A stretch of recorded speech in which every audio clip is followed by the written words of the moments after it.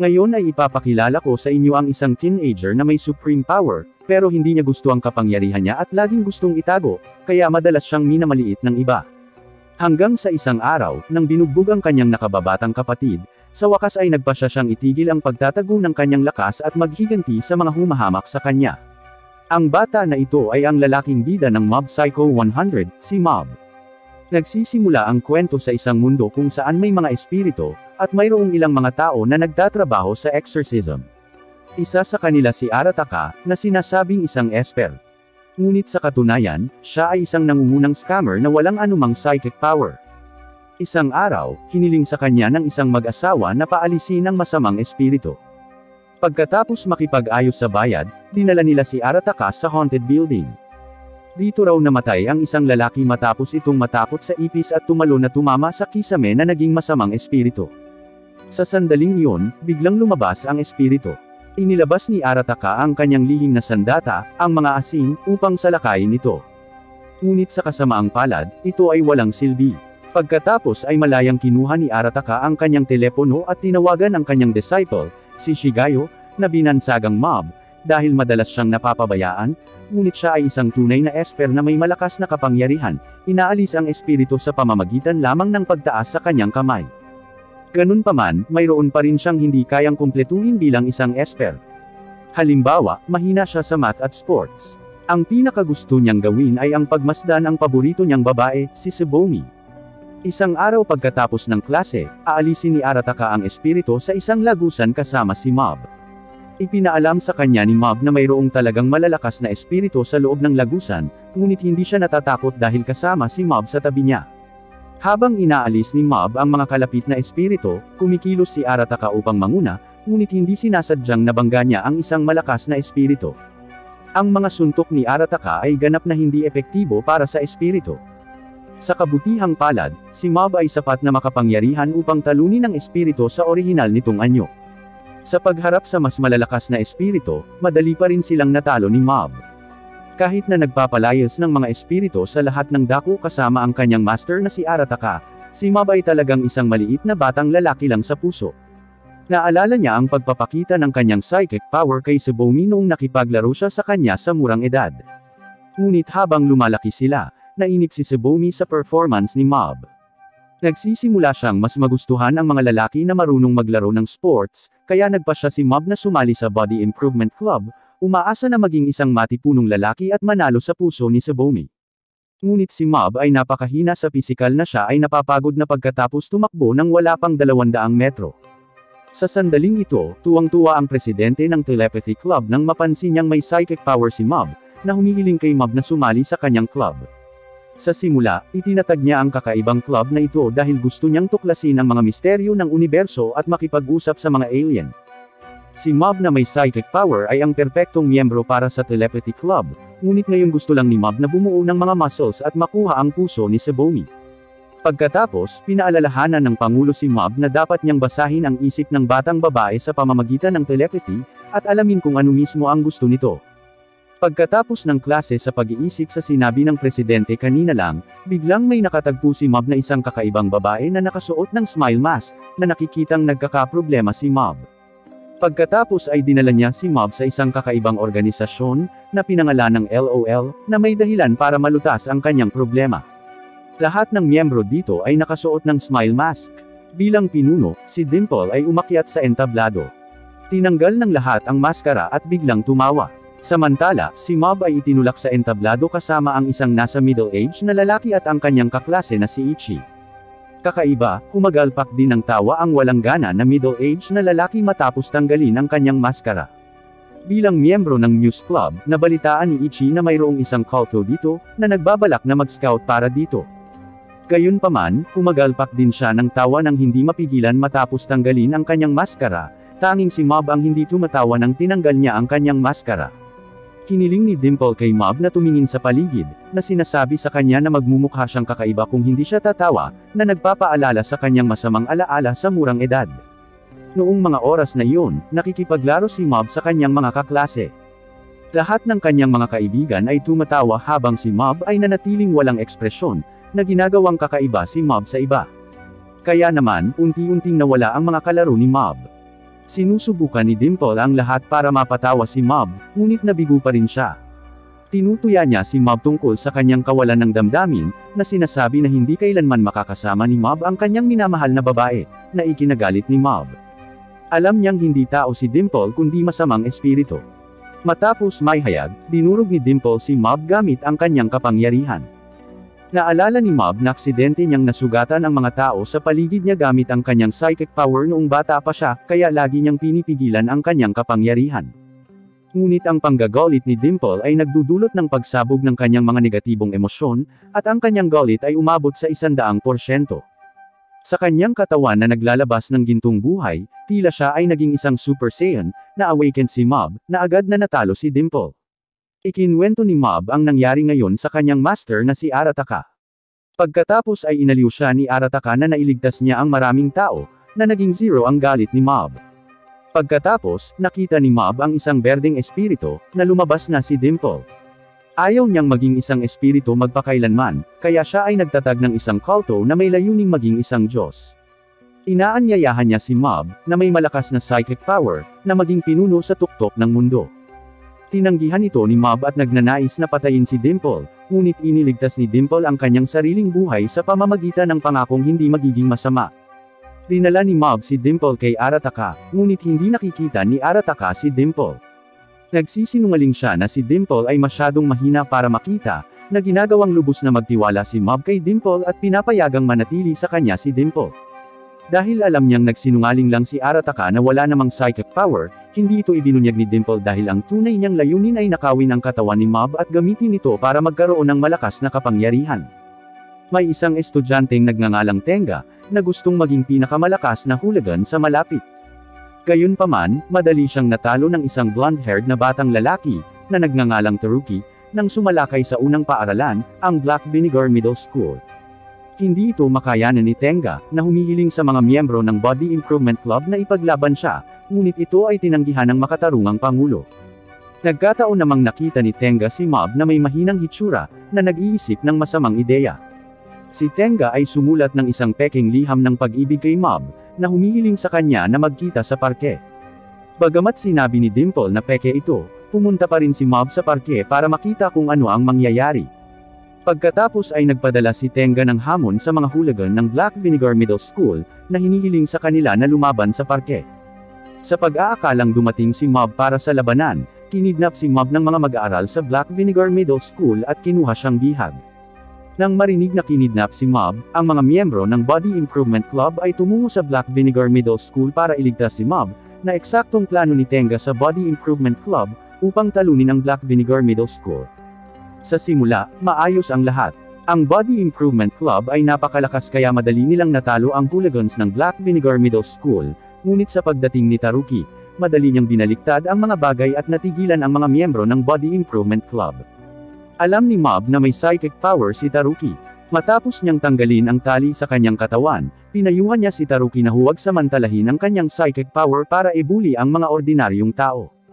Nang malaman na may ibang nagmamay-ari ng psychic power, gusto ni Taruki na labanan si Mob, ngunit ang kanyang mga pag-atake ay hindi epektibo para kay Mob.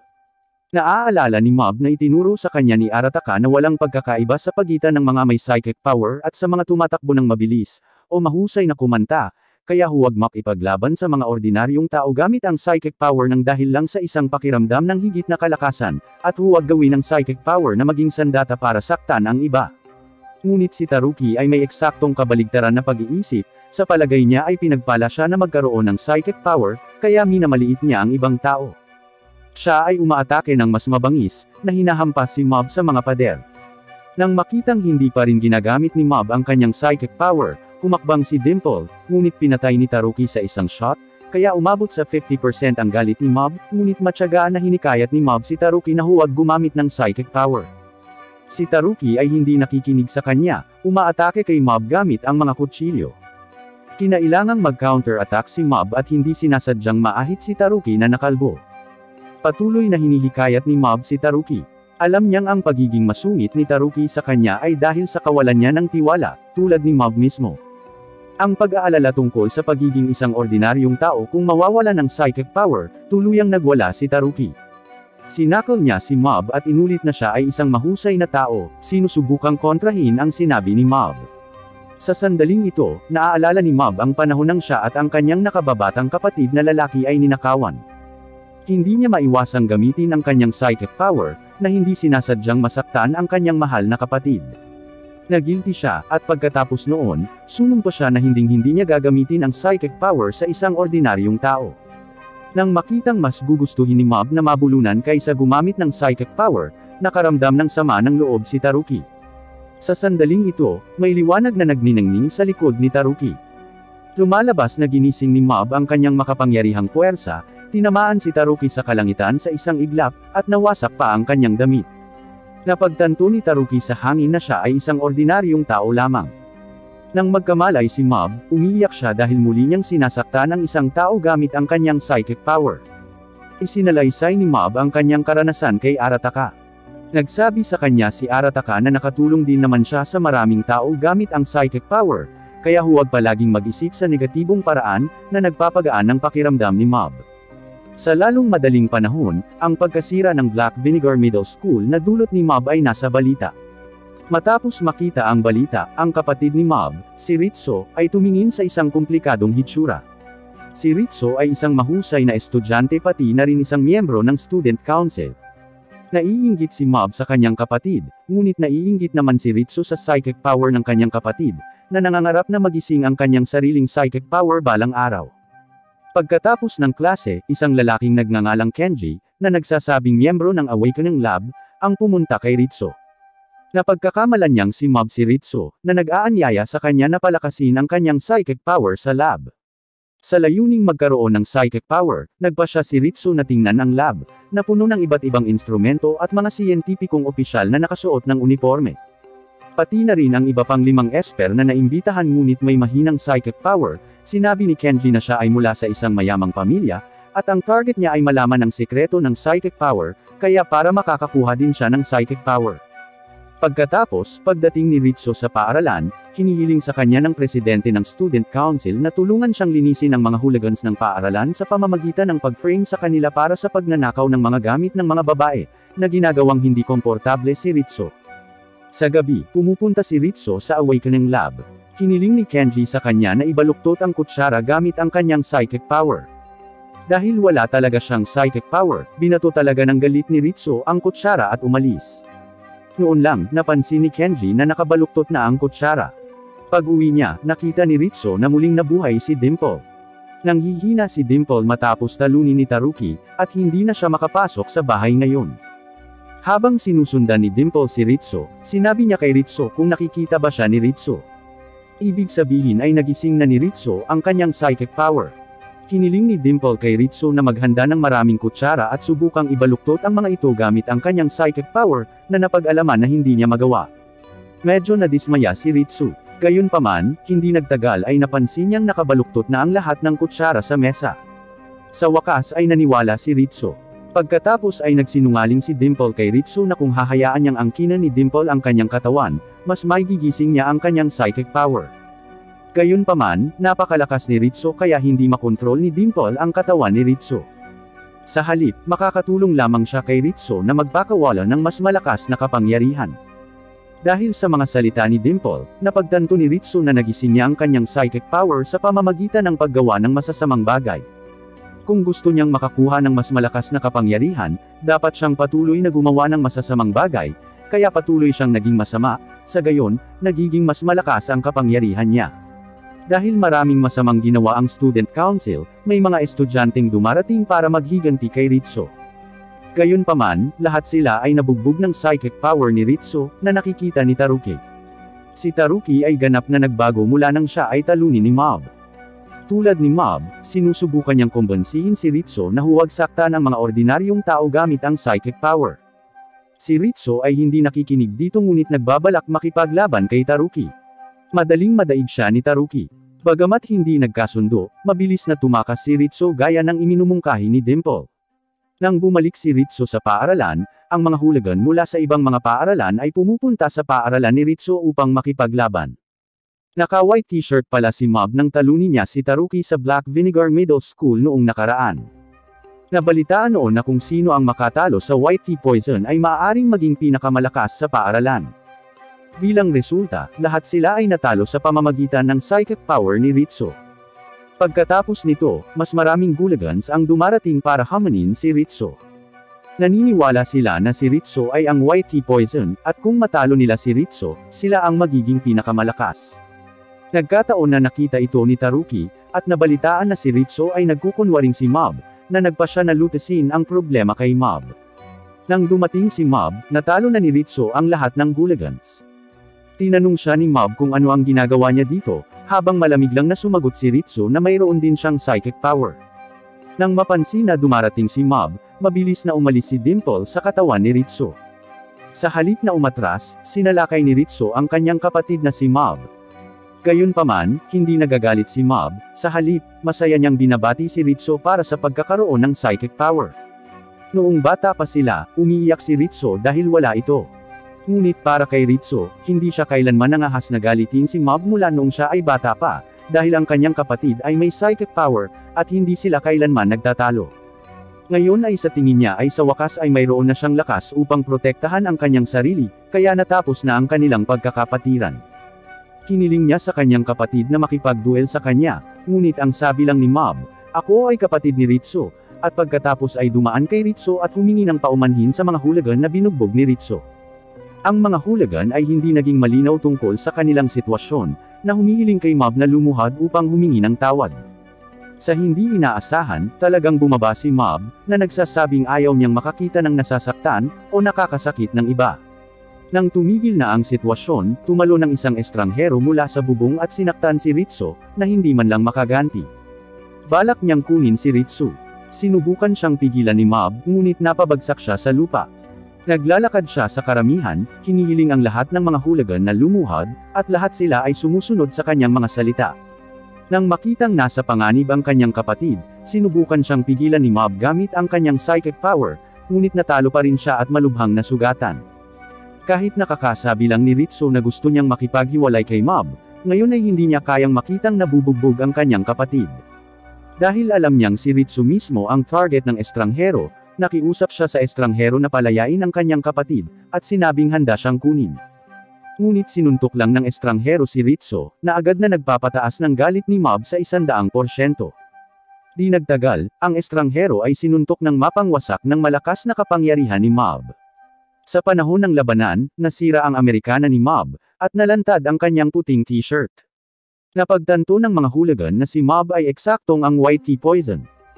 Nang sa tingin ng lahat ay mananalo na si Mob, ang estranghero ay gumagamit ng isang pandaraya, na nag-spray ng pulang spray na maaaring pansamantalang mawala sa mga esper ang kanilang psychic power. Ang estranghero ay nagnanais na patayin ang lahat ng mga hooligan dito, ngunit muling tumayo si Mob. Nang makita ito, nagmamadali na tumakas ang estranghero na dala si Ritsu. Ngunit sa katunayan, sa sandaling ito, si Mob ay nahulog sa isang pagkawala ng malay, at pagkatapos ay kinuha ni Taruki.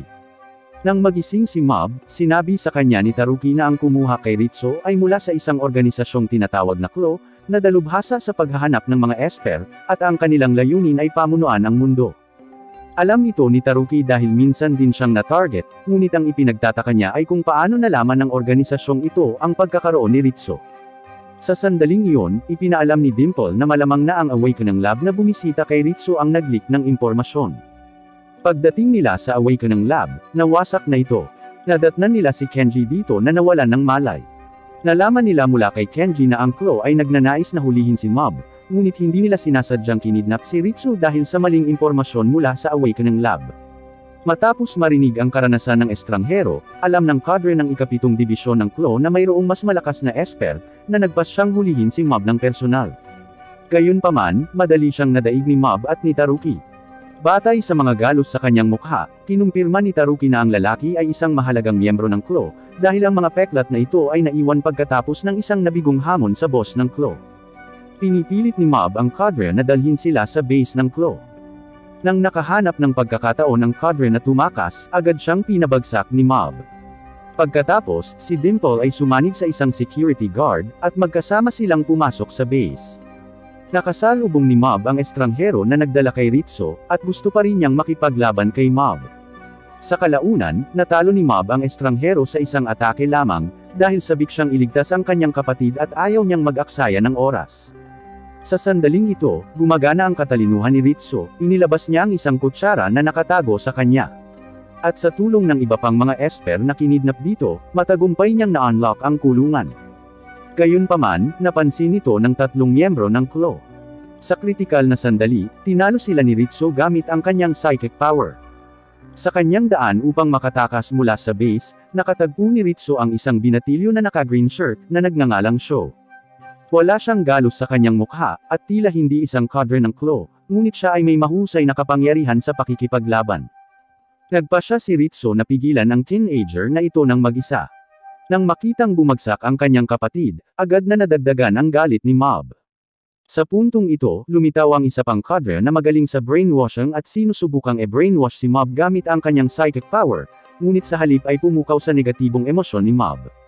Ang psychic power ni Mob ay sumasabog ng hindi mapigilan at agad na natalo ang cadre, ngunit nakoma din si Mob at nahuli.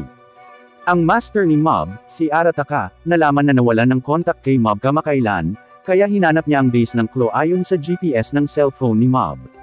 Bilang isang nangungunang sinungaling, hindi siya nataranta nang nakita niya ang mga mini-guard sa pasukan ng base, mahinahong sinasabi na siya ay pumunta upang hanapin ang kanyang sariling mga tauhan, na talagang si Mob.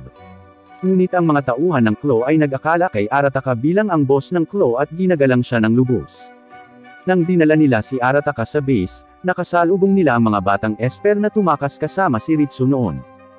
Dahil napagkamalan nilang lahat si Arataka bilang boss, pinapanood lang nila ang mga bata na tumakas mula sa base pagkatapos imungkahi ni Arataka na walang gagawin sa mga bata. Sa sandaling ito, gumising si Mob. Nang humihingi ng tawad si Ritsu, niyakap ni Mob si Ritsu, at sinabing, "Natutuwa ako na maayos ka."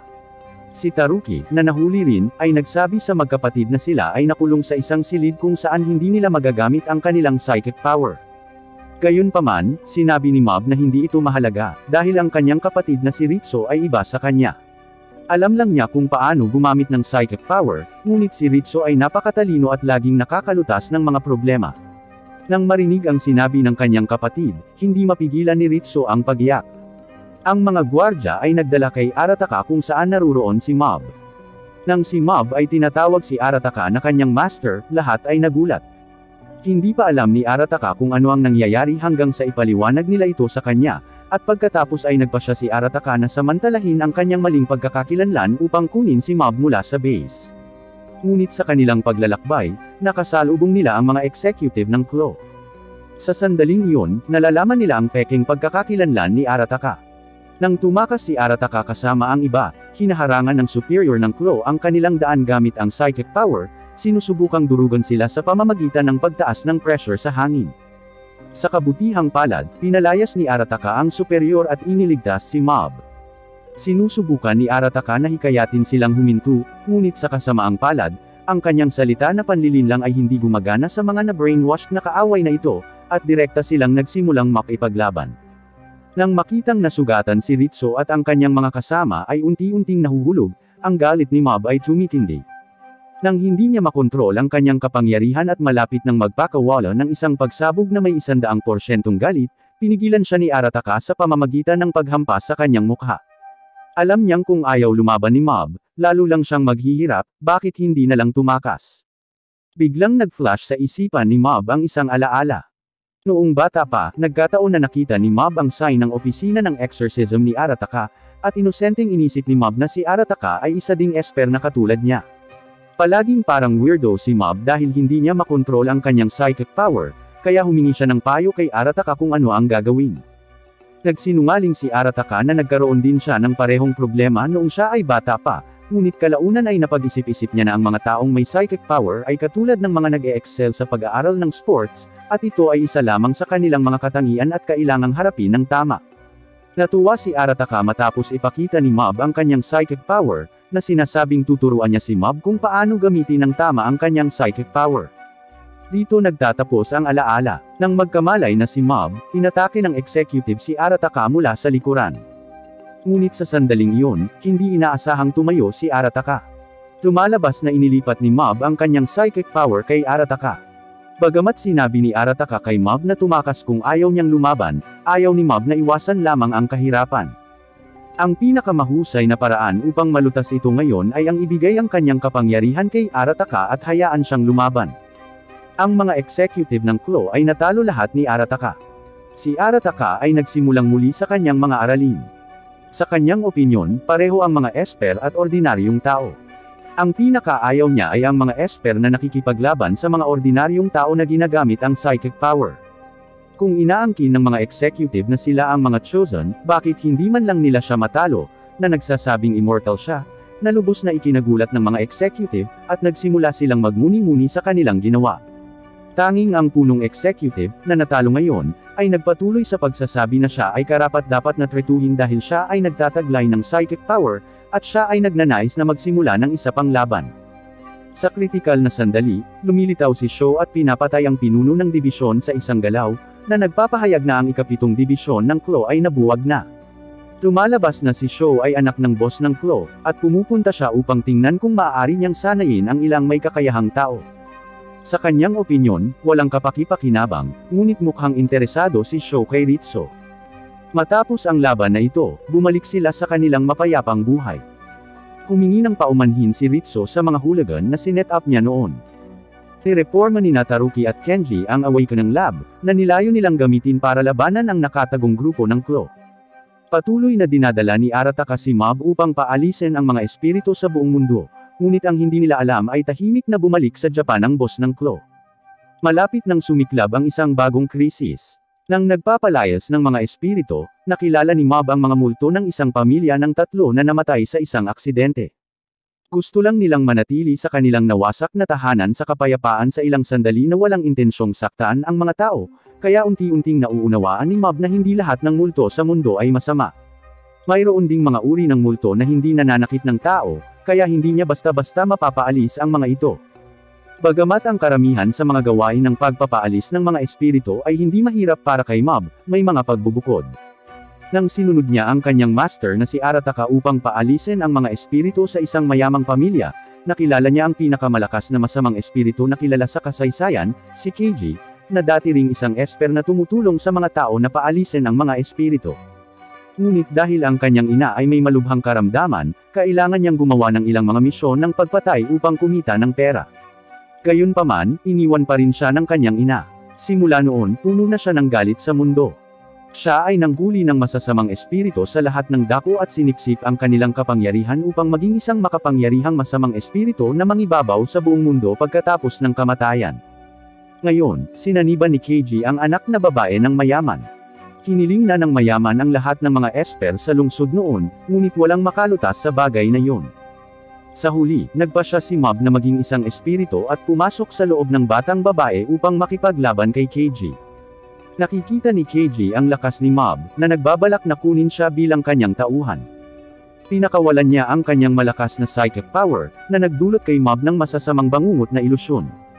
Sa ilusyong ito, walang psychic power si Mob, at lahat ng tao ay pag-alit sa kanya. Tinitiis lang ni Mob ang pambubuli dahil sa kanyang kahinaan. Nagtataka siya kung bakit masama ang pakikitungo sa kanya ng mga taong iyon gayong hindi naman niya ginugulo, kasalanan ba niya ang kahinaan niya sa mundong ito? Sa ilalim ng mental attack ni Keiji, unti-unting nawawala sa sarili si Mob. Malapit na siyang sumabog sa mga negatibong emosyon, at labanan ng mga ordinaryong tao. Sa kritikal na sandali, si Dimple ay dumating sa ilusyon sa panganib ng kanyang buhay, na sa wakas ay gumising sa alaala ni Mob, kung saan kahit na hindi niya gamitin ang kanyang psychic power, ang mga tao sa paligid niya ay palakaibigan sa kanya. Sa wakas ay napagtanto ni Mob ang katotohanan na may mabuti at masama sa puso ng tao. Sa halip na makita lamang ang masamang panig, ang mundo ay kung ano ang higit na nakasalalay sa kung paano harapin ang dalawang sitwasyon. Nang natauhan si Mob, isang mahusay na laban ang sumiklab sa pagitan ni Mob at Keiji. Sa pagkakataong ito sa halip na gamitin ang kanyang mga negatibong emosyon, pinapagana niya ang kanyang positibong emosyon sa 100%, at tinatalo si Keiji sa kanyang makatarungang kapangyarihan. Sa wakas, ang espiritu ni Keiji ay inilagay sa isang bote ni Matsuo, isa sa mga dating cadre ng ikapitong dibisyon. Nagising ang mga cadre matapos wasaki ni Arataka ang ikapitong dibisyon ng Claw. Nang lumalaki si Mob, nakilala ni Arataka ang kanyang tagumpay. Nang pinalayas ang espiritu ng anak na babae ng mayaman, nasaktan niya ang doya ng exorcism. Isa pa, habang sumisikat siya, na-frame up siya. Inaanyayahan si Arataka na gumanap ng mga pagpapaalis ng espiritu sa isang palabas. Sa tingin niya ay artista lamang ang binatilyong sinapian ng masamang espiritu, at kailangan lang niyang magpanggap na paalisin ang espiritu saglit at kikilos ang aktor na parang pinapaalis ang espiritu. Siya ay magiging mas sikat. Hindi niya alam na ito ay isang sabuatan lamang ng doyan. Habang gumamit na ng lahat ng uri ng pamamaraan si Arataka ngunit hindi pa rin maalis ang espiritu, biglang nagiging normal ang binatilyo. Pagkatapos ay sinabi ng doyan na ang binatilyo ay artista lamang na hindi naman sinasapian ng masamang espiritu. Kaya, ang kasinungalingan na si Arataka ay walang psychic power ay ganap na nalantad, at ito ay kinuha bilang isang biro ng lahat na hindi niya mapaalis ang espiritu pagkatapos na magsagawa ng kakaibang sayaw sa loob ng 30 minuto. Pagkatapos noon, ang mga bisita ni Arataka ay tinatrato na siya ngayon bilang isang sinungaling, at naabot niya ang lalim ng desperasyon sa kanyang buhay. Gusto niyang magsagawa ng press conference para makabawi sa kanyang kasinungalingan sa kanyang kagalingan sa pagsasalita. Sa kasamaang palad, ang mga tanong ng reporter ay lalong nakakalito. Nang halos hindi na makayanan ni Arataka ang sitwasyon, lumilipad sa ere ang lahat ng kagamitan sa eksena. Ang lahat ng nasa press conference at ang mga manunood sa harap ng TV ay nag-iisip na ito ay sanhi ng psychic power ni Arataka, na sinisira ang mga alingawngaw na si Arataka ay walang superpower. Pagkatapos ng press conference, nakita ni Arataka si Mob, at alam niyang si Mob ang gumamit ng kanyang psychic power para tulungan siya. Hindi niya maintindihan kung bakit ginawa pa rin yun ni Mob matapos niyang malaman na manloloko ang kanyang master. Masiglang tugon ni Mob, matagal ko nang alam ang tunay mong pagkatao at mabuting tao ka. Pagkatapos, nagsimulang habulin ni Mob si Sebomi. Malapit nang magsagawa ng marathon ang paaralan. Nagpasya si Mob na ipagtapat ang kanyang pagmamahal kay Sebomi kung maaari siyang mapabilang sa top 10 sa marathon, ngunit napakahirap na makamit ito dahil palagi siyang nasa last 10 dati. Sa kabutihang palad, lahat ng mga kasamahan ni Mob ay sumusuporta sa kanya at gumawa sila ng espesyal na pagsasanay para sa kanya.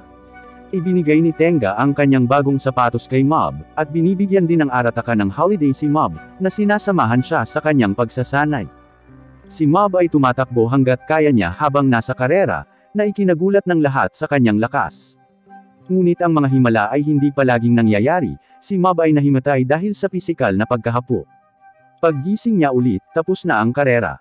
Samantala, nakita ni Ritsu ang isang hindi inaasahang panauhin sa bahay, na lumabas na si Sho, ang nagpakita sa ika-7 dibisyon ng Claw. Nang umuwi si Mob, nakita niyang nasusunog ang kanyang bahay. Sa kabila ng pagpapahinto ng lahat, sumugod si Mob sa kanyang bahay, na hindi inaasahang nakahanap ng ilang bangkay. Habang ang mga ngiti at mga boses ng kanyang mga magulang at kapatid ay pumapasok sa kanyang isipan, ang kanyang galit ay patuloy na lumalaki at umabot sa sukdulan nito. Sa kabutihang palad, pinaalalahanan ni Dimple si Mob na maaaring peke ang mga bangkay. Hinihiling niya kay Mob na isipin ang tungkol sa Claw, maaaring ito ay kanilang pagsasabuatan. Sa pangungumbinsi ni Dimple, huminahon si Mob. Nang matuklasan na may 3 esper malapit sa lungsod, agad siyang lumipad doon. Pinilit silang sabihin kung hinuli nila ang kanyang mga magulang at kapatid. Nahaharap sa malakas na kapangyarihan ni Mob, ang 3 esper ay umamin na ang kanilang target ay si Mob, ngunit wala silang kinalaman sa sunog dahil hindi sila nakarating sa bahay ni Mob. Matapos pakinggan ang salaysay ni Dimple tungkol sa nangyari sa bahay ni Mob, si Arataka ay pinakalma si Mob na sa tingin niya ay hindi pinatay ang kanyang pamilya, na nagpapagaan sa pakiramdam ni Mob, ngunit pagod na pagod si Mob na muli siyang nahimatay. Sa sandaling iyon, nahuli ni Taruki ang isang kaaway na pumasok. Pinipilit nila siya at nakuha ang masamang balita na ang boss ng Claw ay bumalik sa Japan kasama ang kanyang 600 esper, at ang kanyang layunin ay ganap na masakop ang mundo. Ngayon ay magsisimula sila sa Japan. Samantala, tingnan natin ang boss ng Claw, si Toichiro. Inanunsyo niya na 20 taon na siyang nagplano, at ngayon ay kikilos na siya, pinipilit ang mga mortal na malaman ang pagkakaroon ng mga esper. Sa parehong oras, sina Sho at Ritsu ay nagpapakita sa isang lihim na cabin. Nagpunta pala si Sho para iligtas ang mga magulang ni Mob at si Ritsu. Niloloko nila ang mga magulang ni Mob na maglakbay sa ibang mga lungsod, para pansamantalang malayo sila sa mga alitan. Nag-iipon din si Sho ng ilang esper, at isa na rito si Ritsu. Ang layunin nila ay pigilan si Toichiro sa pagsira sa mundo. Hindi nagtagal, sinimulan ni Toichiro ang kanyang plano. Mayroong 5 esper sa ilalim ng utos ni Toichiro, na binansagang Ultimate 5. Ipinadala niya ang isa sa kanila, si Ryo, upang kidnapin ang presidente ng Japan. Sa proseso, nakatagpo ni Ryo si Taruki. Bagamat bulag si Ryo, may kakayahan siyang mag-teleport at mahulaan ang susunod na galaw ng kalaban. Kapag nahulaan niya ang pag-atake, maaaring hindi ito mapinsala. Sa makatuwid, si Taruki ay hindi katugma para kay Ryo, at sa lalong madaling panahon ay natalo. Sa kabutihang palad, si Taruki ay nailigtas sa lalong madaling panahon pabalik sa base ng kanyang mga kasamahan, ngunit ang Claw ay nagsimulang sakupin ang mundo. Kung magtatagumpay sila, ang mga cadre na gustong alisin ang ika-7 dibisyon, ay paghihigantihan. Sa ilalim ng pamumuno ni Arataka, nagsimula sila ng kontra-atake. Ipinadala nila ang ilan sa kanila upang maakit ang atensyon ng mga miyembro ng Claw sa ibabaw, habang ang iba ay pumapasok sa imbornal upang pumuslit sa base ng Claw. Tingnan natin ang bahagi ni Sho. Sa ilalim ng kanyang pamumuno, si Ritsu at iba pang mga esper ay lumapit din sa base ng Claw kung saan sila nakatagpo ni Toshiki, isa sa Ultimate 5, na kayang kontrolin ang mga halaman upang bitagin ang iba at sipsipin ang mga sustansya mula sa kanilang katawan. Ang ibang mga esper ay nananatili at naglalaban, habang sina Sho at Ritsu ay pumasok sa base upang pigilan si Toichiro. Samantala, inaalagaan ni Arataka si Mob, na wala pa ring malay. Sa hindi inaasahang pagkakataon, ipinadala ng Claw si Hiroshi, isa sa Ultimate 5, upang tambangan sila. Sinubukan ni Arataka na gamitin ang spray na ninakaw niya mula sa mga cadre ng Claw, ngunit lumalabas na hindi epektibo kay Hiroshi. Ang masama pa, ginigising nito ang mas malakas na psychic power ni Hiroshi. Pansamantalang maaaring maposes ni Dimple si Mob, at inakay palayo si Hiroshi. Si Dimple ay inatake ni Hiroshi sa daan, at na-knockout palabas sa katawan ni Mob. Sa kabutihang palad, si Mob ay nakuha ni Musashi, ang presidente ng Body Improvement Club. Para protektahan si Mob, ang mga miyembro ng Body Improvement Club ay lumaban kay Hiroshi. Ang psychic power ni Hiroshi ay ang kanyang mga muscles at nakakatakot na lakas, kaya ang mga miyembro, na ang lakas ay nakabatay din sa mga muscles, ay ganap na walang kapantay para sa isang esper tulad ni Hiroshi. Sa kritikal na sandali, si Dimple ay nagposes kay Musashi. Sa isang taos-pusong pagnanais na protektahan ang kanyang kasama, ipinakita ni Musashi ang kanyang potensyal, na pinapagana ang kanyang 100% lakas ng muscles. Sa huli, sa kanyang sinanay na muscles, natalo niya si Hiroshi na lumilikha ng mga peking muscles gamit ang psychic power. Nang ang lahat ay masaya sa tagumpay, muling tumayo si Hiroshi. Sa kabutihang palad, nagising si Mob, pinatay si Hiroshi sa isang atake. Samantala, nakarating sina Sho at Ritsu sa headquarters ng Claw, ngunit naharang ni Ryo. Nagpasya si Ritsu na pigilan ang kalaban at si Sho ay nag-iisang pumasok sa base. Nang sa wakas ay hinarap ni Sho ang kanyang ama, pinakawalan niya ang kapangyarihang naipon sa loob ng 3 buwan, ngunit madaling naharang ng kanyang ama. Pagkatapos, ipinaliwanag ni Toichiro kung bakit gusto niyang sakupin ang mundo. Nang malaman ni Toichiro ang kanyang sarili na isang esper, naglibot siya sa buong mundo upang hanapin ang esper na maaaring lumaban sa kanya. Ngunit dahil wala siyang mahanap na ibang esper na kasing lakas niya, naisip niyang karapat-dapat siyang pamunuan ang mundo. Upang hayaang sumuko si Sho, inilabas ni Toichiro ang kanyang kapangyarihang naipon sa loob ng 20 taon. Nagmamadali rin si Mob sa headquarters, ngunit nakatagpo si Toshiki, na kayang kontrolin ang mga halaman. Sa oras na ito, si Matsuo, na kumuha ng masamang espiritu ni Keiji noon, ay sumama rin sa labanan, ngunit ang kanyang masamang espiritu ay hindi katugma kay Toshiki. Sa panahon ng labanan, hindi sinasadyang napalaya si Keiji, at natalo niya si Toshiki sa isang iglap gamit ang kanyang malakas na kapangyarihan. Gusto niyang alisin ang mga masasamang esper na ito, ngunit nahikayat siya ni Mob, ang mabait na batang lalaki. Sa opinyon ni Mob, lahat ay maaaring magbago. Ayaw niyang lutasin ang mga problema sa pamamagitan ng pagpatay. Na-impluwensyahan ni Mob, si Keiji ay nawala kaagad. Si Ritsu at ang iba pang mga kapartner ay nasa matinding pakikipaglaban laban kay Ryo, isang malakas na kaaway.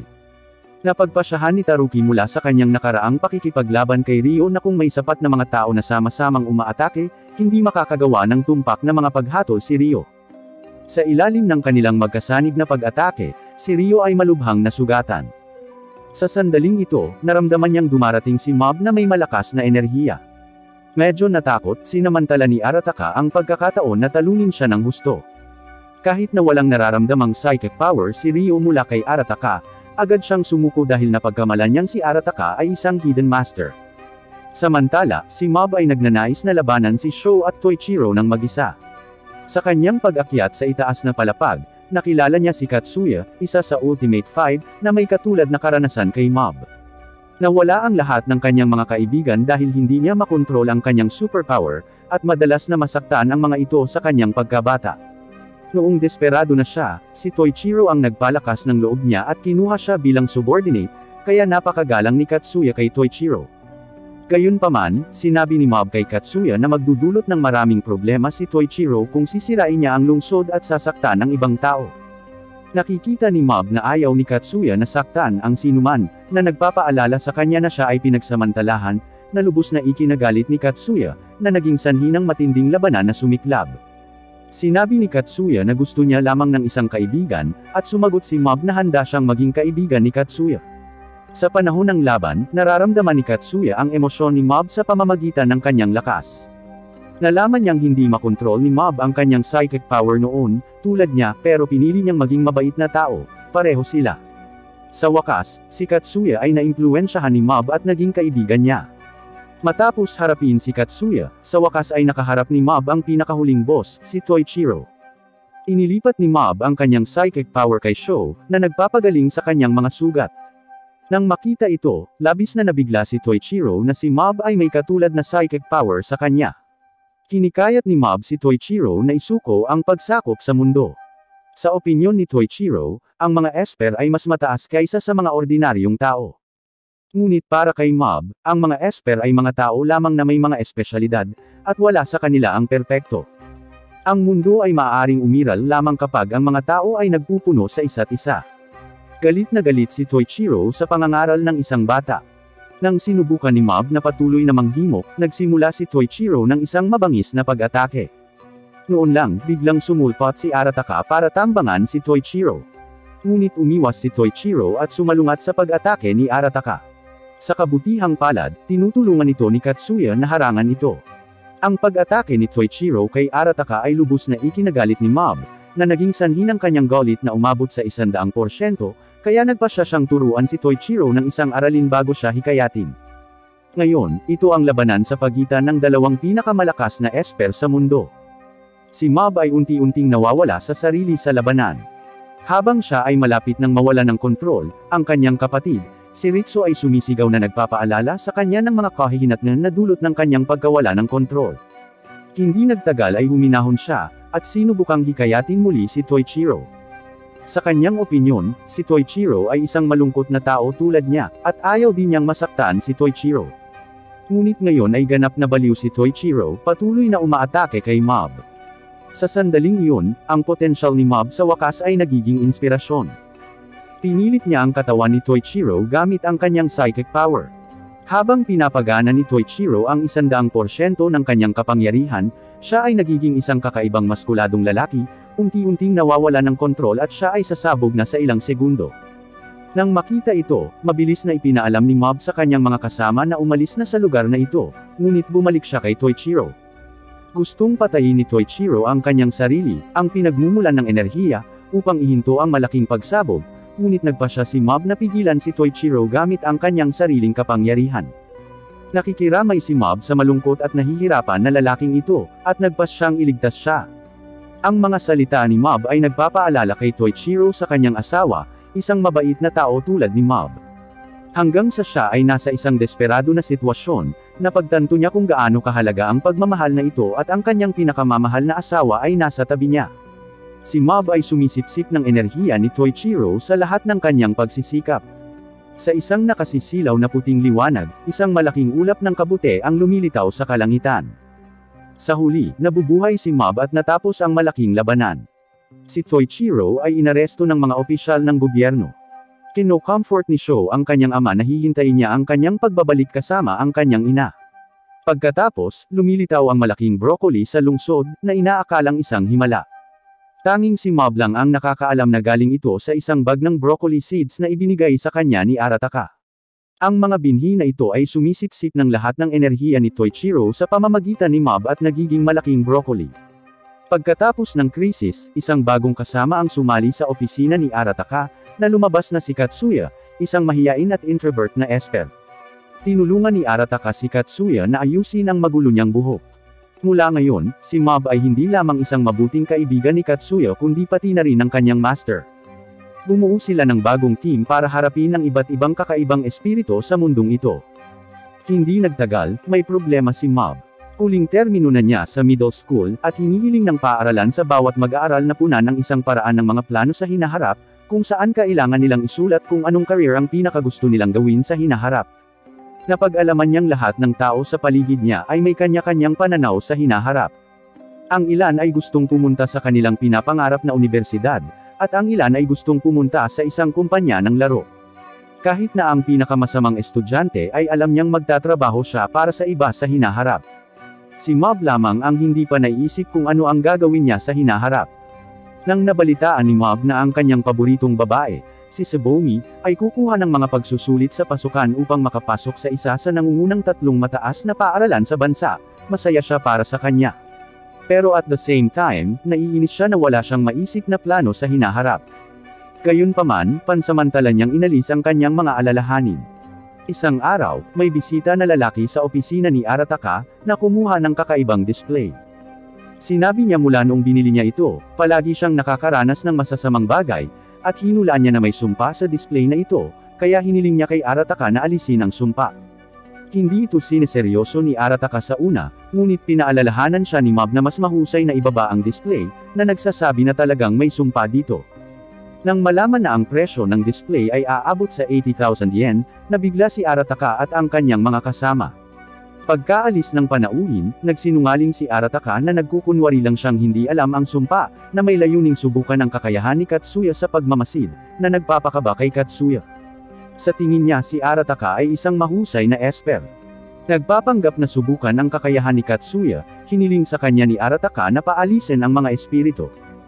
Bilang isa sa Ultimate 5, madaling tinanggal ni Katsuya ang sumpa, ngunit aksidente niyang nasira ang isang piraso ng display.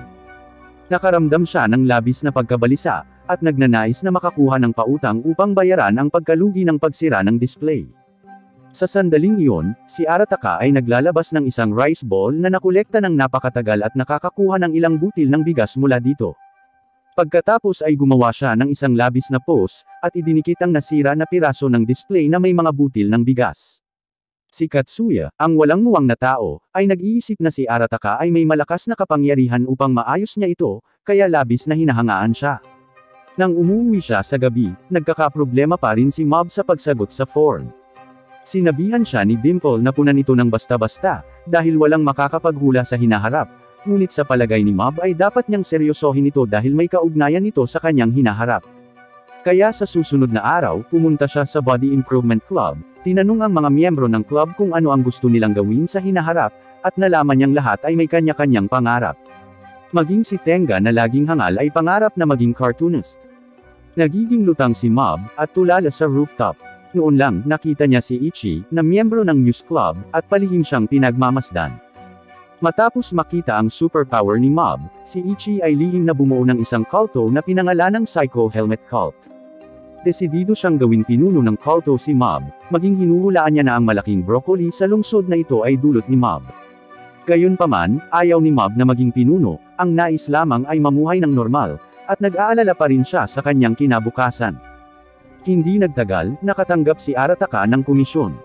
Dinala niya si Mob at si Katsuya sa bahay ng isang walang pag-asa na nasa middle age na lalaki, na puno ng basura. Inaangkin ng lalaki ang kanyang sarili na naiimpluwensyahan ng masasamang espiritu, kaya hindi siya motivated sa kanyang buhay. Pinaghihinalaan din niya na ang mga espiritong iyon ang dahilan kung bakit hindi siya ma-promote at makahanap ng kasintahan, na naging sanhi pa ng pagkakalbo niya. Ngunit sa totoo lang, ang kanyang pagkakalbo ay sanhi lang ng genetic inheritance. Itinuring din ng lalaki ang basura bilang mga kayamanan na makakapagtanggol sa kanya, at umaasa siyang mapapaalis ni Arataka ang masasamang espiritu.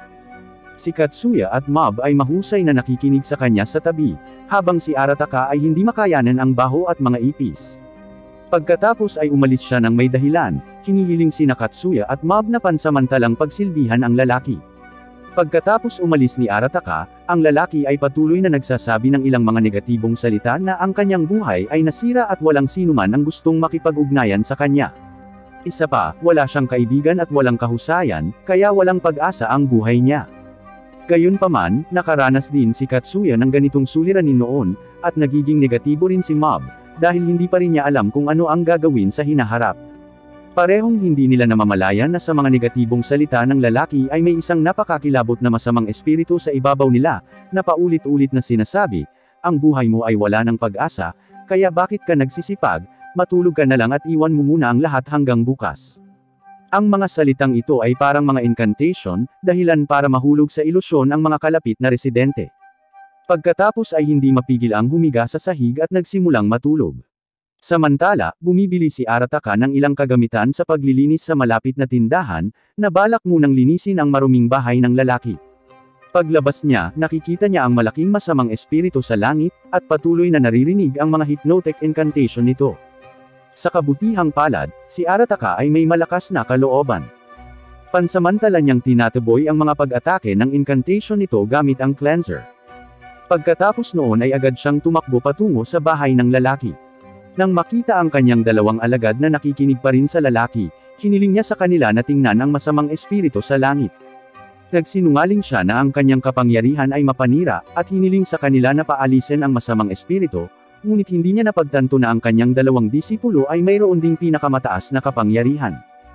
Nang magkasama silang kumilos, ang mga basura sa bahay ng lalaki, maging ang bubong, ay natatanggal sa nakakasilaw na liwanag. Ang masamang espiritu ay ganap na pinalayas, at ang pagkabulok ng lalaki ay napawi din. Nang maglaon, labis na naawa si Arataka sa pagkasira ng bahay ng lalaki. Pero sabi ng lalaki ayos lang, dahil nakabili na siya ng insurance. Habang siya ay patuloy na nagpapakita ng kanyang pasasalamat, ang lalaki ay tila talagang nakahanap ng pag-asa sa kanyang buhay. Ngunit nang makaalis na si Arataka at ang kanyang mga kasama, dinampot na lamang niya ang manga na inorder niya at naglakad pabalik sa kanyang silid. May kaugnayan ba talaga sa masamang espiritu ang kabiguan ng kanyang buhay? Sa sandaling ito, ang dalawang disipulo ay naguguluhan. Iniisip ni Katsuya ang kanyang buhay na walang mga kaibigan, at naiinis pa rin si Mob na hindi niya maisip ang kanyang magiging landas. Pinaalalahanan ni Arataka si Katsuya na huwag maimpluwensyahan ng panauhin, at ang kanyang buhay ay hindi pa kalahati, kaya't mayroon pa siyang oras upang magtagumpay. Bagamat naguguluhan din si Arataka, hinihikayat pa rin niya si Katsuya, na sinasabing makakatagpo siya ng iba't ibang bisita sa opisina at marami siyang matututunan pagkatapos. Nang maglaon, humingi ng payo sa kanyang guro si Mob. Hinihikayat siya ng guro na maaari niyang isipin ng tungkol dito pagkatapos niyang pumasok sa high school, dahil nasa ganoong edad din siya nang magkaroon siya ng ideya na maglakbay ng mag-isa. Sa panghihikayat ng guro, isinumite ni Mob ang kanyang form, ngunit ang kolum tungkol sa kung ano ang gusto niyang gawin sa hinaharap ay naiwan pa ring blanko. Pinuntahan ni Mob si Arataka, na ipinagtapat na kahit na masaya siya sa opisina, hindi niya maipapangako na mananatili dito magpakailanman sa hinaharap. Bumuntong hininga si Arataka, at alam niyang nababalisa si Mob tungkol sa form. Sinabi niya kay Mob na ang opisinang ito ay isa ring bigla ang udyok niya. Kung hindi niya nakilala si Mob, sumuko na siya. Kaya't ang gusto niyang gawin ay hindi kailangang maging katulad ng trabaho niya, mamuhay lang ayon sa gusto niya. Malaki ang inspirasyon ni Mob at yumuko kay Arataka, na nagsasabi ng pasasalamat sa kanya. Malapit na ang school cultural fair. Sa araw na iyon, magkakaroon ng iba't ibang aktibidad at stall na itatayo ng mga mag-aaral. Si Mob ay inayos kasama ang tatlong estudyante upang gumawa ng mga costume para sa haunted house. Ang tatlong mag-aaral ay hindi gustong kumuha ng abala, sa pag-iisip na maghahanap lang sila ng puting kumot, ngunit iniisip ni Mob na ito ay masyadong perfunctory at dapat niyang seryosohin ito. Samantala, sa opisina ni Arataka, sinabi ni Katsuya kay Arataka na dahil matagal na siyang lumayo sa lipunan, nag-enroll siya sa isang night school upang maghanda muli para sa kanyang compulsory education. Sa sandaling ito, may dumating na kakaibang panauhin, na nagsasabing isa siyang yokai hunter. Sinusubaybayan niya ang amoy ng yokai sa lungsod mula sa ibang lungsod. Ngayon ay nangangaso siya ng isang organisasyong yokai, na ang layunin ay muling mabuhay ang dakilang haring yokai, at hindi niya ito mapapayagan. Iniisip ni Arataka na nakatagpo siya ng isang hangal at balak siyang itaboy. Sa hindi inaasahan, ang yokai hunter ay naglalabas ng 1,000,000 yen bilang bayad sa konsultasyon. Nang marinig ito, agad na binago ni Arataka ang kanyang ugali, at sinasabayan ang sinabi ng yokai hunter, na nagsasabing dapat niyang i-wipe out ang yokai organization para sa mga tao kahit na siya ay mamatay. Sa sandaling iyon, umalis ng paaralan si Mob at pumunta sa opisina. Agad na kinuha ni Arataka si Mob at Katsuya upang sundan ng yokai hunter upang hanapin ang organisasyon ng yokai. Sa hindi inaasahang pagkakataon, nakahanap nga ang yokai hunter ng isang gusali kung saan nagtatago ang organisasyon ng yokai. Sa kanilang daan, sobrang kinakabahan ang yokai hunter. Kahit na isang yokai hunter siya, nakipaglaban pa lang siya sa mahinang yokai ng one-on-one dati. Ngunit sa pagkakataong ito, nararamdaman niyang maraming makapangyarihang yokai sa gusali na ito. Gayunpaman, mukhang relaxed si Arataka at ang kanyang dalawang alagad. Pinag-iisipan pa ni Mob kung paano ayusin ang haunted house at gawin ang mga costume. Sa sandaling iyon, isang berdeng yokai ang umatake sa yokai hunter. Pagkatapos ay inilabas ng yokai hunter ang kanyang walang katumbas na espada ng pagpapatalsik ng yokai, ngunit nasira ito pagkatapos nitong atakehin ang yokai ng isang beses. Nang naisip ng yokai hunter na mamamatay sila ngayon, direktang pinutol ito ni Katsuya sa kalahati gamit ang isang card. Pagkatapos noon, sinalakay sila ng maraming yokai mula sa lahat ng panig. Sinabi ni Arataka na pahihinay niya ang mga yokai ng mga asin at pagkatapos ay iiwan sila kina Katsuya at Mob. Pagkasabi nito ay nagsimula na siyang magtilamsik ng asin. Pinalayas ni Mob ang yokai sa kanyang kakayahan. Kasabay nito, iniisip niya na maaaring magandang performance ang paggamit ng purified salt sa cultural fair. Madaling inalis din ni Katsuya ang isang grupo ng yokai. Ang mga ngaso ng yokai ay nalilito sa isang tabi, nagtataka kung bakit napakalakas nila. Matapos harapin ang mga yokai na ito, nagpakita ang 4 na general ng organisasyon ng yokai, na nagpabalisa sa yokai hunter. Hindi niya inaasahan na nabuhay na muli ang dakilang yokai king, ngunit hindi nababalisa sina Katsuya at Mob, na madaling natalo ang 4 na general at ang alamat. Ang sabi ng dakilang yokai king, hindi na masama, mga tao, ngunit imposibleng matalo mo ang dakilang yokai king. Pagkatapos nito, ang katawan nito ay nagiging higit sa 10 beses na mas malaki kaysa dati. Ngunit sa lalong madaling panahon, madali itong natalo ni Mob at Katsuya. Ang yokai hunter ay ganap na nasakop ng dalawang nasa harap niya, kaagad na nag-imbita sa kanila na maging yokai hunters, at sinabi na sila ay makakakuha ng mahusay na bayad. Bago pa pumayag si Arataka na mahilig sa pera, sinabi ni Katsuya na kailangan niyang pumasok sa paaralan sa gabi, at sinabi ni Mob na abala siya sa pakikitungo sa cultural fair ng paaralan, direktang tumatanggi. Mabilis na sinabi ni Arataka na ang mga masters na tulad nila ay hindi matutukso ng pera, ngunit hindi siya naiintindihan ng yokai hunter. Sa pag-aakalang ito ay isang kahihiyan para sa kanila na magbayad sa kanila ng bayad sa pagkonsulta, kaya nagpasya siyang huwag bayaran ito at makikipag-ayos sa kanya bilang isang kaibigan sa hinaharap. Upang mapanatili ang kanyang reputasyon sa harap ng kanyang dalawang alagad, napilitan lang tanggapin ni Arataka. Sa sandaling iyon, nalaman ni Arataka na kakaiba ang hitsura ng dakilang yokai king, at maaari siyang makaakit ng higit pang mga bisita sa pamamagitan ng pag-post ng larawan nito sa kanyang website. Gayunpaman, hindi ito nakikita sa kanyang telepono. Nang makita ang ulo ng dakilang yokai king, may magandang ideya si Mob. Hindi nagtagal, batay sa hitsura ng dakilang yokai king, si Mob ay gumuhit ng disenyo para sa mga costume ng mag-isa. Ang 3 estudyante na nakipagtambalan sa kanya ay ayaw pa ring sumali kay Mob noong una, ngunit sa pagpupursige ni Mob, tinatapos pa rin nila ang paggawa ng mga costume ng magkasama.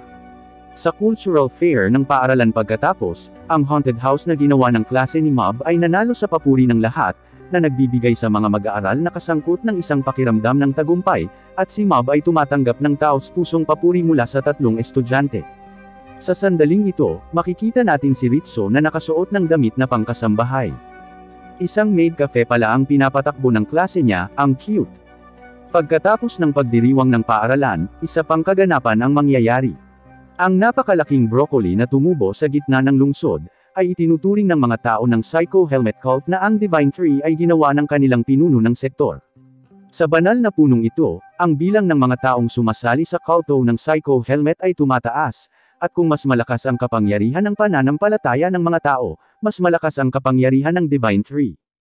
Ngayon ang mga sanga at tangkay ng mga banal na puno ay kumakalat sa lahat ng sulok ng lungsod, nakakabaliw na sumisipsip ng mga sustansya ng lungsod. Sa sandaling ang kapangyarihan ng pananampalataya ng mga tao ay umabot sa tuktok nito, isang presidente ng kulto ng Psycho Helmet ang aktwal na lumilitaw. Mukha lang siyang si Mob, at pagkatapos ay pinakita ang kanyang banal na kapangyarihan sa eksena, na lumikha ng isang malaking broccoli sa lugar, na ikinagulat ng lahat at ginagawang kilalanin ng lahat ng mananampalataya ang kanyang pagkakakilanlan bilang Pangulo. Pagkatapos magpakita ng Pangulo, ang kulto ay naging mas nabaliw, at nagsimula silang magbigay ng libreng mga candy sa mga residente ng lungsod, na sinasabing ginawa mula sa isang bahagi ng katawan ng Divine Tree at may epekto ng pagsigla ng katawan at nakapagpapalakas. Bukod dito, marami rin silang mga produkto na may kaugnayan sa Divine Tree, tulad ng biskwit, inumin at iba pa, na lahat ay gawa sa Divine Tree. Si Taruki ay hindi sinasadyang kumain ng isa sa mga biskwit, at agad na na-brainwash, inuulit na ang Divine Tree ay ang pinakamahusay, pinupuri ang presidente ng kulto. Dahil si Taruki ay may mga superpower at ang kanyang katawan ay mas lumalaban kaysa sa mga ordinaryong tao, hindi nagtagal ay nagkamalay siya at iniluwa ang cookie mula sa kanyang bibig. Napagtanto niya kaagad na ang mga merienda na ito na ginawa mula sa Divine Tree ay may epekto sa pag-brainwash, kaya't sinundan niya ang clue sa gitna ng lungsod kung saan matatagpuan ang Divine Tree, at nakipagkita siya sa Pangulo ng kulto dito. Paulit-ulit na inuulit ng Pangulo na siya ang Diyos ng mundong ito, at ang lahat ng tao ay dapat magpasakop sa kanya. Muli niyang pinaluhod si Taruki sa pamamagitan lamang ng pagsulyap sa kanya. Ngunit sa susunod na sandali, tinanggal ni Taruki ang brainwashing at muling nagkamalay. Sa sandaling ito, nahulaan na ni Taruki na ang Pangulo ay ang katawan ng banal na puno, na nagnanais na gamitin ang pag-brainwash upang kontrolin ang mga residente ng buong lungsod, at hinding-hindi niya hahayaang mangyari ito. Isang malaking labanan ang sumiklab sa pagitan nilang dalawa. Ngunit ang Pangulo, na may kapangyarihan ng pananampalataya ng lahat ng tao sa lungsod na ito, ay superior pa rin sa lakas, at si Taruki ay ganap na natalo. Kasabay nito, si Master Arataka ni Mob ay pinuntahan si Mob. Natuklasan din ni Arataka ang kakaiba ng Divine Tree na ito, at alam niya na ang Divine Tree na ito ay naiwan pagkatapos ng labanan sa pagitan ni Mob at Toichiro. Ang presidente ng kulto ng Psycho Helmet ay peke, at ngayon ang ugat ng Divine Tree ay kumalat sa buong lungsod at nagdulot ng maraming pinsala, na lubhang nakaapekto sa kanyang negosyo, kaya hiniling niya kay Mob na sirain ang Divine Tree. Pagkatapos nilang gumawa ng plano, pinatulong ni Mob ang kanyang nakababatang kapatid na si Ritsu. Hindi nila alam na na-brainwash ng kulto ang mga naninirahan sa lungsod sa iba't ibang paraan, at nang malapit na nilang sirain ang Divine Tree, isang aksidente ang nangyari. Hindi sinasadyang nakain ni Ritsu ang libreng candy na ibinigay ng kulto, at na-brainwash. Dinala niya si Mob at Arataka sa pulong na ginanap ng Psycho Helmet Cult. Bagamat si Arataka ay tumakas kasama si Mob, sa pakikipag-ugnayan sa iba ngayon, si Arataka ay na-brainwash ng mga miyembro ng kulto sa pamamagitan ng hypnosis. Nakakagalit ito kay Mob. Maari niyang payagan ang mga miyembro ng cult na makahanap ng mga karaniwang libangan at umani ng kaligayahan sa kultong ito, ngunit talagang hindi niya matitiis ang Pangulo na niloloko ang lahat at gumagamit ng brainwashing para kontrolin ang isipan ng mga tao, maging ang kanyang mga kasama ay kontrolado. Kaya't pinuntahan niya ang Divine Tree na iyon, at kakaiba, tila nahulaan ng presidente na darating si Mob, at ang mga miyembrong nagbabantay dito ay gumawa ng paraan para sa kanya, na nagpapahintulot kay Mob na makapasok sa loob ng Divine Tree. Nakita ni Mob si Taruki, na nakulong sa loob ng Divine Tree. At saka, nararamdaman niya ang presensya ni Dimple sa kanyang superpowers. Ang taong kumokontrol sa Divine Tree para likhain ang katawan ng peking presidente ay ang kasamahan ni Mob, si Dimple. Noon pa man ay pinangarap ni Dimple na maging Diyos ng buong mundo. Ginamit niya ang kapangyarihan ng Divine Tree para gawin ang katawan ng Pangulo, at pagkatapos niyang kontrolin ang mga residente sa pamamagitan ng pagmamanipula ng kanilang mga isipan, ang kapangyarihan ng pananampalataya na ibinigay ng mga residente ay muling magpapalakas sa kanyang kapangyarihan. Ngayon ay may kapangyarihan na si Dimple na lumaban kay Mob, patuloy na hinihikayat ni Dimple si Mob na sumali sa Psycho Helmet Cult upang ibahagi ang kanyang mga karapatan. Pakiramdam niya ay napakalakas ni Mob, at nakakalungkot na hindi gamitin ang kanyang mga superpower. Sa sandaling ito, ang buong lungsod ay sumali sa Psycho Helmet Cult, kabilang ang pamilya at mga kaibigan ni Mob, na nakatagpo ng ganap na kaligayahan sa kulto.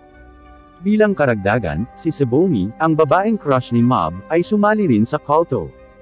Kung si Mob ay maaaring maging pangalawang pangulo ng kulto, maaari siyang umibig kay Sebomi. Tatlong salita lang ang sinasagot ni Mob sa pangungumbinsi ni Dimple, tinatanggihan ko ito. Sa opinyon ni Mob, ang kaligayahang ito ay peke, dahil ang mga tao ay hindi maaaring pumili ng buhay na gusto nila ayon sa kanilang mga kagustuhan. Ang pagkilos ni Dimple na pagmamanipula sa isip ng mga tao ay sadyang hindi mapapatawad. Galit na galit si Mob, sinusubukang talunin ang pekeng katawan ng Pangulo gamit ang kanyang superpower, ngunit masyadong malakas ang kapangyarihan ng Divine Tree. Kahit na masira ni Mob ang isang katawan, paraming mga katawan ang lalabas, at ang mga ugat ng banal na puno ay sumisipsip na rin ang kapangyarihan ni Mob. Nang makitang tumatangging sumuko si Mob, na-activate ni Dimple ang kanyang banal na kapangyarihan upang lumikha ng isang ginintuang katawan at lumalaban kay Mob, na ang kapangyarihan ay naabsorb ng husto, at ngayon si Mob ay hindi makakapantay kay Dimple. Paulit-ulit siyang ibinabagsak sa lupa ni Dimple. Sa panahon ng labanan, natuklasan ni Mob na si Dimple ay nagpapakita ng awa sa kanya, at napagtanto niya na hindi lahat ng ito ang talagang gusto ni Dimple. Ang sinabi ni Dimple tungkol sa pagnanais na maging Diyos sa mundong ito ay hindi niya talaga gustong sabihin.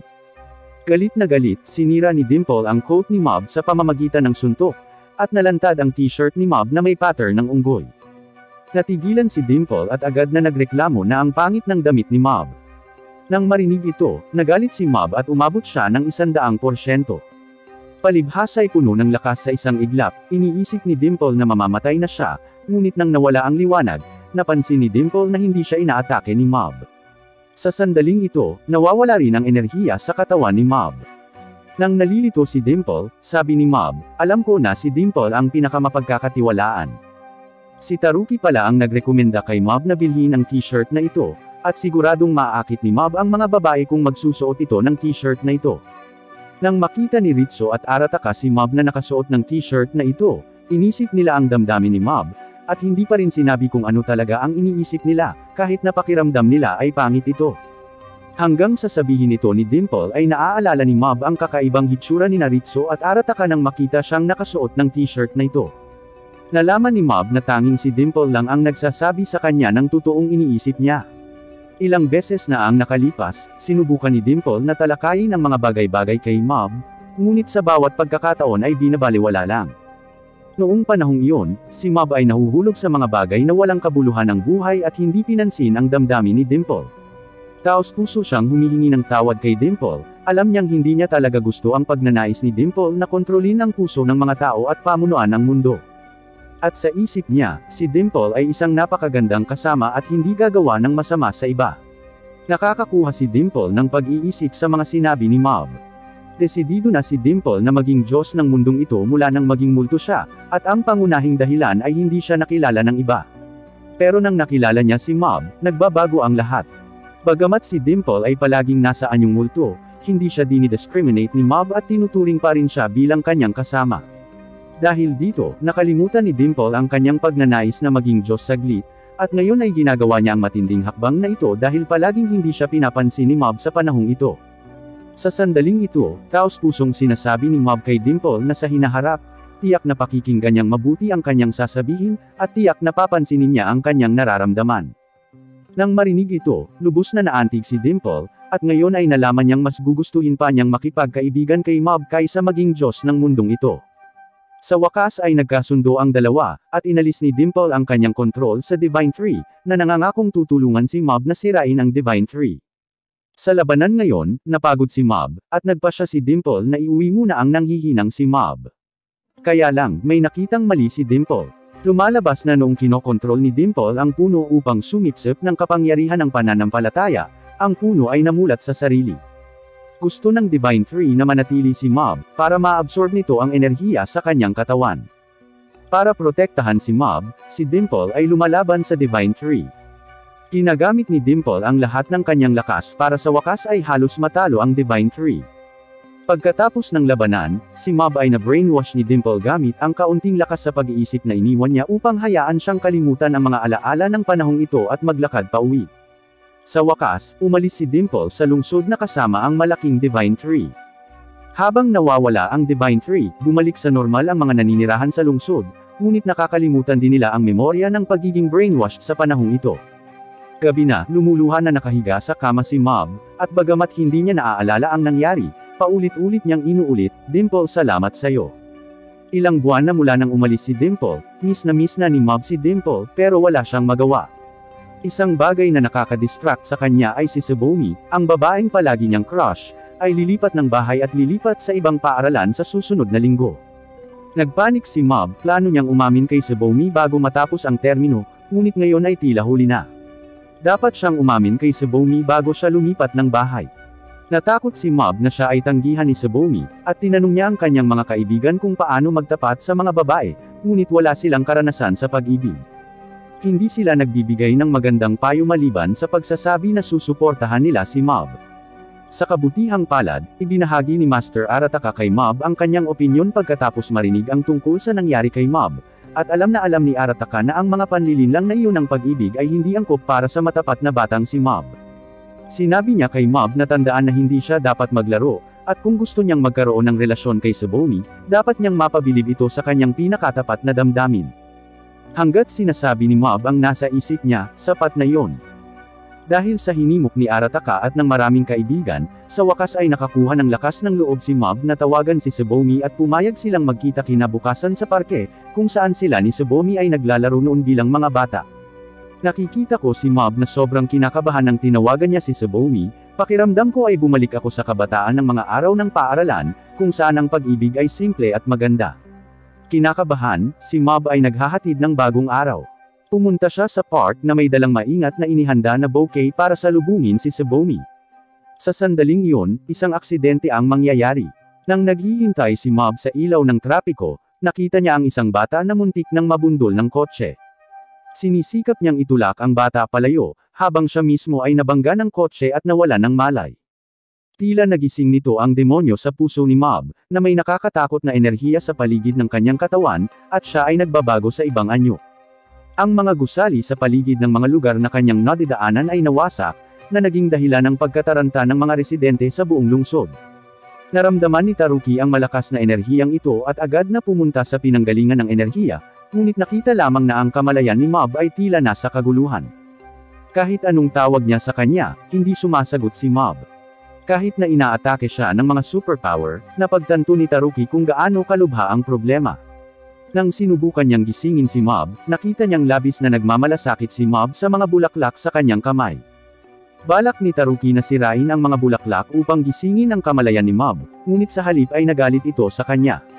Pagkatapos ay inilunsad ni Mob ang galit na pag-atake kay Taruki, na walang pakialam sa lahat ng kanyang nawasak. Lumalaban sila mula sa kagubatan hanggang sa sentro ng lungsod, at ang mga nakapaligid na gusali ay lubhang napinsala sa labanan, na naglalagay sa mga nakapaligid na residente sa panganib. Nang mapansin ito ni Taruki, agad siyang nanawagan sa mga residente na mabilis na umalis sa lugar, at ginagamit din ang kanyang superpower para protektahan ang mga residenteng malapit ng matamaan ng mga durog na bato. Ngayon ay napakabaliw ni Mob na muli siyang naglabas ng malalakas na enerhiya. Ang mga tao sa paligid niya ay walang oras upang tumakas, at malapit nang mapahamak ng enerhiya na ito. Mababa ang tingin ni Taruki sa mga ordinaryong tao dahil may mga superpower siya, at si Mob ang nagsabi sa kanya na ang ordinaryong tao ay walang pinagkaiba sa mga psychic at hindi sila dapat tretuhin ng iba. Si Taruki ay nagdadala ng pananampalataya sa kanyang puso laban sa malakas na enerhiya ni Mob. Sandali na nagising si Mob ni Taruki at napaluhas sa pagkakasala. Hindi niya makontrol ang kanyang katawan, at ngayon ay umaasa na lamang siya na makakalaban at matatalo siya ni Taruki. Ang susunod na sandali, naglabas si Taruki ng may napakalakas na enerhiya. Ngunit sa halip na salakayin si Mob, ginagamit niya ang kapangyarihang ito upang protektahan ang mga residenteng nakabaon sa mga guho at ang energy shield. Alam ni Taruki na ang nangyayari dito ay tiyak na hindi ang gustong makita ni Mob, at ayaw niyang makonsensya si Mob kapag nagkamalay siya tungkol sa kanyang naidulot. Maya-maya, bumagsak si Taruki sa lupa dahil sa pagod. Patuloy na gumagalaw si Mob, at ang kanyang destinasyon ay ang parke na napagkasundoan nila ni Tsubumi. Dahil sa pinsalang dulot ni Mob, ang mga residente ng lungsod ay inilagay sa mga silungan ng lokal na pamahalaan. Sa sandaling ito, isang eroplano ang dumating sa ibabaw ng lungsod. Alam ng matataas na opisyal ng gobyerno na ang pinsala ay dulot ng isang makapangyarihang psychic, kaya pinadala nila ang mga psychic convicts sa bilangguan. Kung matagumpay nilang mapahinto si Mob, ang mga nahatulan ay hindi na parurusahan. Ang psychic convict na ipinadala ng gobyerno sa pagkakataong ito ay si Toichiro, na natalo ni Mob sa pagtatapos ng nakaraang season. Sinisikap ni Toichiro ang kanyang makakaya na pigilan si Mob, ngunit si Mob na nagtanggal ng selyo ay napakalakas kaya hindi siya mapipigilan ni Toichiro kahit paano siya umatake. Mas lalo niyang hinahangaan si Mob dahil laging pinipigilan ni Mob ang kanyang sarili sa pag-atake sa mga ordinaryong tao kahit na siya ay may napakalakas na kapangyarihan. Balak ni Toichiro na gamitin ang kanyang katawan para sumipsip ng kapangyarihan ni Mob, ngunit sa kritikal na sandali, ang kanyang anak na si Sho ay lumilitaw na pigilan siya. Ang hindi masusukat na enerhiya sa katawan ni Mob ay magiging sanhi ng buhay ni Toichiro kung siya ay sisipsip ng mga enerhiya na ito sa kanyang sariling katawan. Iniisip ni Toichiro ang kanyang sarili at ang kanyang asawa at mga anak, at naimpluwensyahan ni Mob, nalaman niya ng husto ang kahalagahan ng pamilya. Sa huli ay sumuko siya at umalis dito kasama si Sho. Maya-maya, lumitaw si Ritsu, na panandali ang pumipigil kay Mob na sumulong. Noong bata pa sila, si Ritsu ay binubuli ng iba. At si Mob, para mailigtas si Ritsu, ay ginamit niya ang kanyang superpower, ngunit hindi niya nakontrol ng mabuti ang lakas ng kanyang superpower, at sa wakas, nasugatan niya rin si Ritsu. Simula noon palaging sinisisi ni Mob ang kanyang sarili kaya't sinelyohan niya ang kanyang mga superpower at nangakong hindi kailanman gagamitin ang mga ito sa mga ordinaryong tao. Si Ritsu ay orihinal na nagkaroon ng parehong takot at paninibugho sa kanyang kapatid, at hindi niya alam na ang kanyang kapatid ay nahihirapan hanggang sa nagkaroon din siya ng superpower, kaya gagamitin niya ang kanyang kapangyarihan para ibalik si Mob. Ang pagmamahal ni Ritsu para sa kanyang kapatid ay gumising kay Ritsu sa 100% ng kanyang potensyal. Ngunit sa sandaling ito, ang katawan ni Mob ay kontrolado na ng kanyang isa pang personalidad, na labis na hindi nasisiyahan kay Mob, dahil pinipigilan ni Mob ang kanyang sarili na may malakas na kapangyarihan, at ipinangako niyang talunin ang lahat ng pumipigil sa kanya. Nang malapit nang maglunsad si Mob ng isang marahas na pag-atake kay Ritsu, ang kanyang orihinal na kamalayan ay panandali ang nagising, at sa wakas ay hindi na naulit ang trahedya. Lumilikha siya ng isang bagyo gamit ang kanyang superpower at dinadala si Ritsu sa isang ligtas na lugar. Sa huli, nabigo si Ritsu na pigilan si Mob, na patuloy na gumagalaw sa direksyon ng parke. Sa sandaling ito, lumilitaw ang pinakamahalagang tagapagturo sa buhay ni Mob, si Arataka. Si Arataka ay isang ordinaryong tao lamang, at wala siyang superpower. Bagaman nasugatan, sinusubukan niyang sumulong sa ilalim ng mga bagyo at enerhiya na inilalabas ni Mob, at ang tanging layunin niya ay sabihin ang kanyang tunay na mga iniisip kay Mob, ngunit imposible lamang para sa mga ordinaryong tao na harapin ang gayong makapangyarihang psychic, at tuluyan pa rin siyang bumagsak sa lupa.